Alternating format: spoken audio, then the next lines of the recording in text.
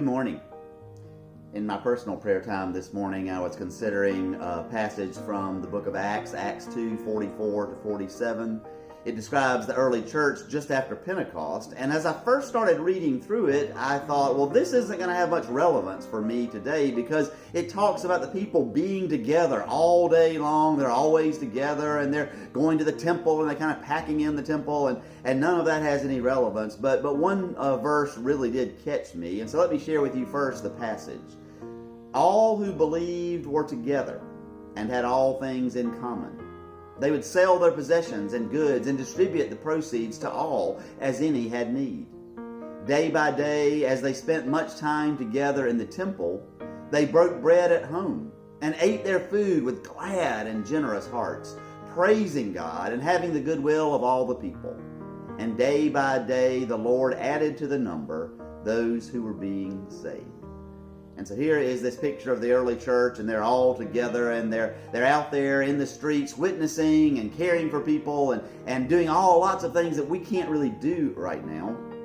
We can't go together and be together as much as they were. And yet the verse that caught me was, they broke bread at home and ate their food with glad and generous hearts. One of the things that we have enjoyed during this time of quarantine has been trying some new recipes, and we have been each week, kind of as a family, we put stuff on the list that we want to eat for this week, and I have tried to savor and enjoy the food as one of the things that we can still do, that we can enjoy, eat and eat good food. I have a niece who has been on a diet that in part asks you to savor the food that you eat, to eat more slowly and to savor the food. And so you take the food into your mouth and you kind of roll it around your mouth and chew very slowly. And the idea is that the only place we have taste buds are in our mouth. And so the only way we can truly enjoy food is while it's in our mouth. And if we eat slower, of course, we'll eat less food. And one of the things I like that diet tells participants is the party is in your mouth, and so once you swallow, the party is kind of over. And so that is a way of eating with a glad heart. It's savoring and enjoying the food. And one of the things I'd like to ask that you take from this passage today is that as you eat or as you drink, here is my cup of coffee, that we savor it. And we praise God for the fact that God lets us enjoy food, that food for us is not mere fuel, but it's something we can enjoy and bring so much meaning to our lives. But it also says that they ate with generous hearts. And isn't that beautiful? When we truly are glad, when we truly recognize that we have a gift from God, we are just led, hopefully, to want to share that gift with someone else.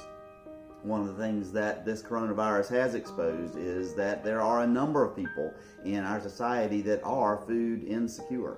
And there are a number of folks in our community, I know in communities across the country, that are working very hard to keep people, to make sure that people are fed and make sure that people are cared for. Children who were depending on free breakfasts and lunches at schools are now having them delivered to their homes so that they will not go hungry. Let us also this day find ways to not merely have glad hearts and enjoy the food that we have, but find ways to have generous hearts as well. And the way that we will praise God will be the same way that those who were in the early church praised God, by giving to all who are in need and discovering that when they did, that the goodwill of the people, of all the people, was there for them.